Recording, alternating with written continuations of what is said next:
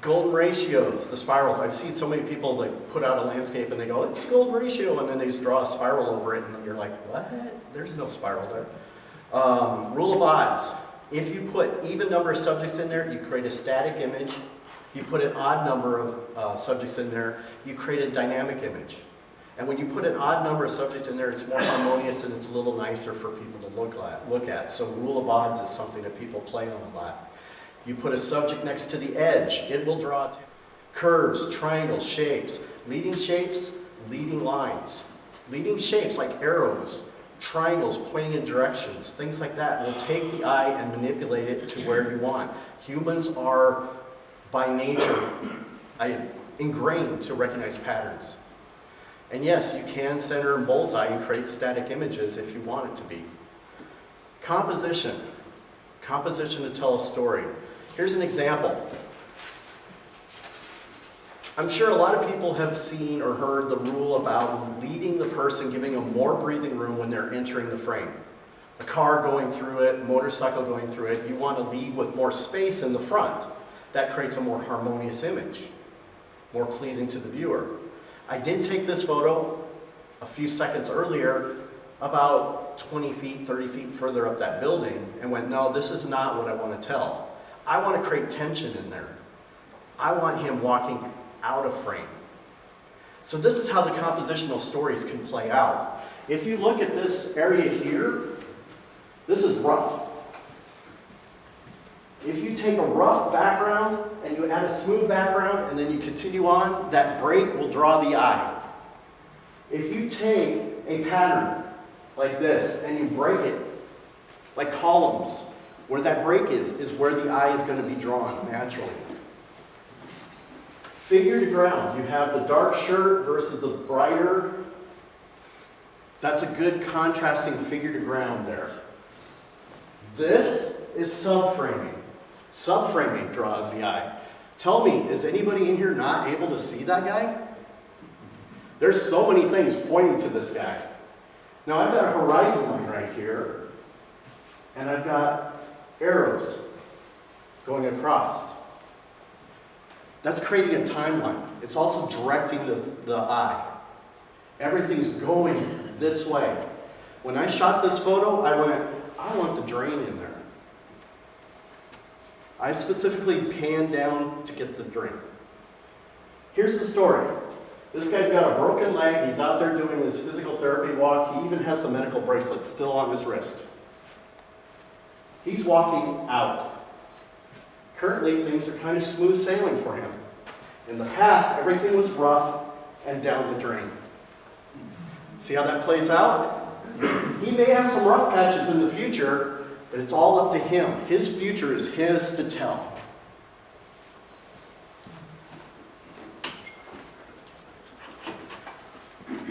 Negative space can be used in different ways. In this, you see the trees. See the trees up here, back here? So it's not a clear, clean negative space. However, the negative space is the absence of people. That's the story here. Why is she all the way down here by herself, separating herself from the two people up here? There's benches. We look here, we've got a T shape and an opposite T shape. So we've got contrasting shapes. That draws the eye. If you look here, you got a figure to ground. It's not as strong as the other figure to ground, but you do have a figure to ground. The story here, I would imagine maybe she wants to separate herself from the other people because she doesn't feel like she belongs in that building. She doesn't need to be in that care facility. These people do, but she's not like her or like them. I'm going to put myself as far away as possible. If she places the primary subject's view outside of the frame, it creates a mystery. What are they looking at? Why is the seagull looking that way? I got lucky. The wind blew the buoy. The buoy leaned that way. And the opposite side, see the difference between just the style and the look of the image to the feel of the image? The right side is a little more menacing. You have the two people in the background in this bus station, and this guy's walking up here kind of like an authoritative figure. And then over on the left-hand side is the cherry on the top that tells the story, completes it. No smoking sign. These guys are busted. Blurs. Adding motion blurs are very dynamic.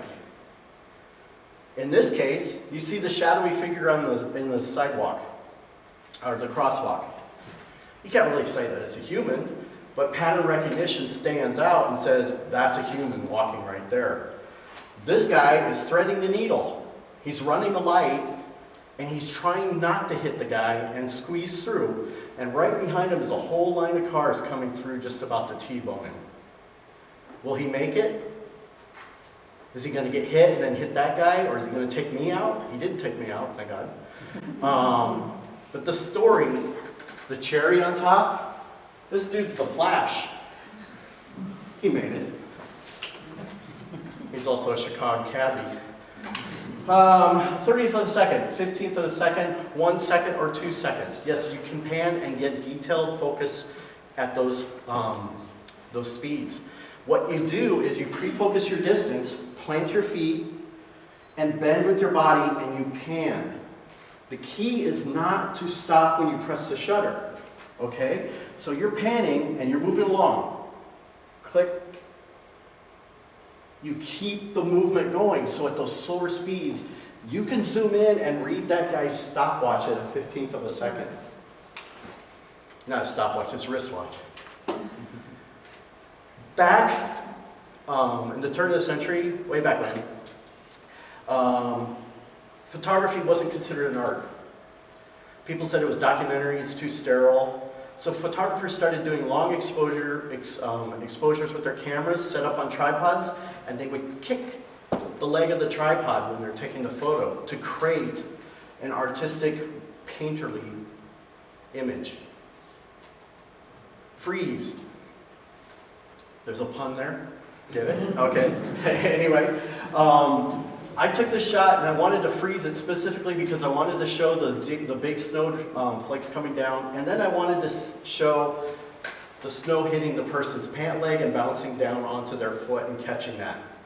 So I wanted to do that specifically because how many here have brushed off a car, got in the car, and the heater is, blowing on your now wet pants? Yeah, we've all been there. 1/25th of a second. Some people will say online that 1/25th of a second is what you need to use for freezing human motion. Not emotion, human motion. And I have found that not to be the case. If somebody's walking at a regular pace and they're perpendicular to you on a white sidewalk and you're taking a picture of them as they go by, the active foot and the active hand will blur, or can blur, okay? Go up to 250th of a second. A 500th of a second can freeze fast human motion, like this. And a 1,000th of a second can go ahead and freeze cars, motorcycles. And if they're going super fast, consider going back the other way and doing a motion blur. The story here.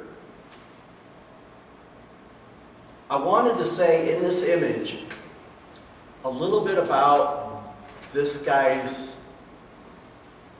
not so much political stance, but his environmental stance and his own statement. So in the background, you see a Suburban, a pretty nice Suburban at that. And so you have this Suburban that probably gets 6 to 8 miles a gallon. Probably not the best thing to be doing the urban running around sort of thing with. You're going to be burning through a lot of gas. Now this guy is making his sacrifices by riding and doing a bike commute. He's got all his stuff in his backpack. And look at the ice hanging on his front and back tires. That's not an easy ride. He's probably pretty miserable. So he's doing a lot for his beliefs in that image. Or you could just have fun with it. This actually was used on billboards for the Des Moines Arts Festival for a number of billboards around town. Juxtaposition.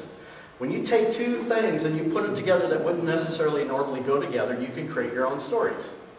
And in this case, you look at the model over here with her pleasant, demeanor. She's kind of got a nice smile, a little twinkle in her eye. She's beautiful, and youthful, young.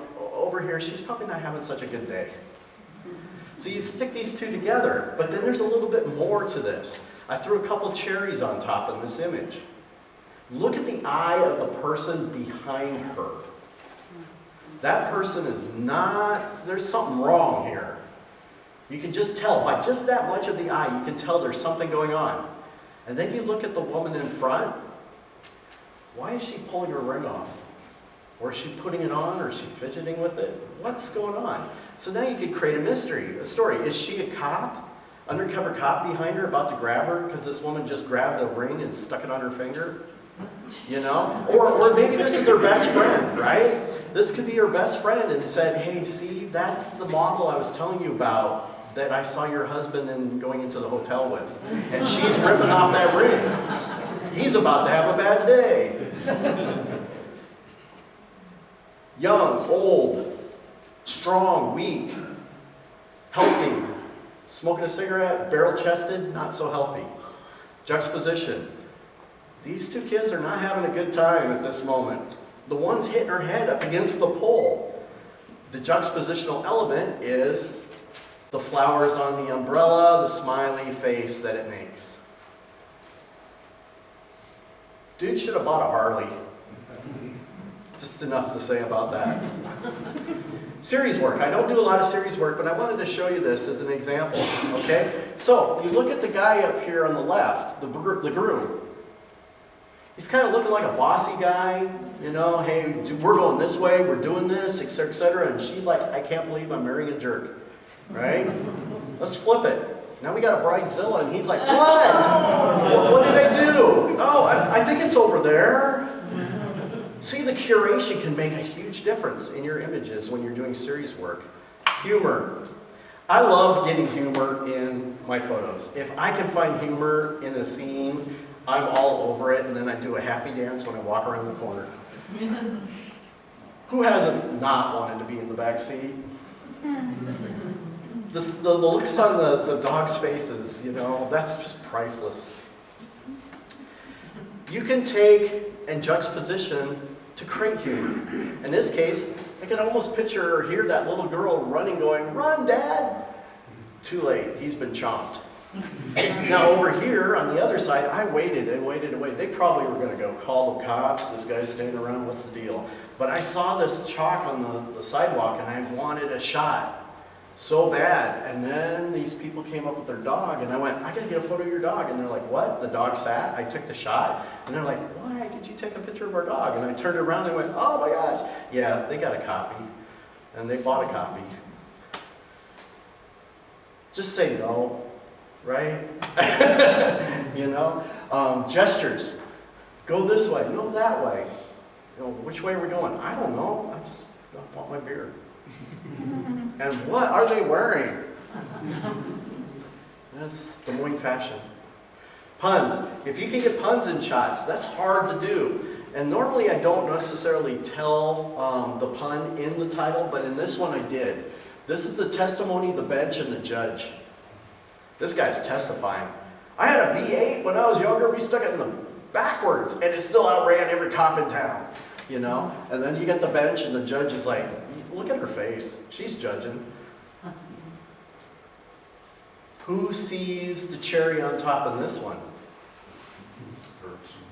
Hurts, don't it? Yeah, exactly. Plus on top of it, he's got a leg brace. So he's probably walking by going, yeah, I've been there, done that. That hurts. One thing about this shot is I move myself quickly. And this is where you got to know your gear and you got to get fast. This guy came blowing right on by me with that t-shirt and I went, I want that shot. And I had to shift so I couldn't show the person that's laying down. I wanted to protect them a bit. So I reshifted quick to get the shot, put him on the edge, and I wanted to keep that leg in there.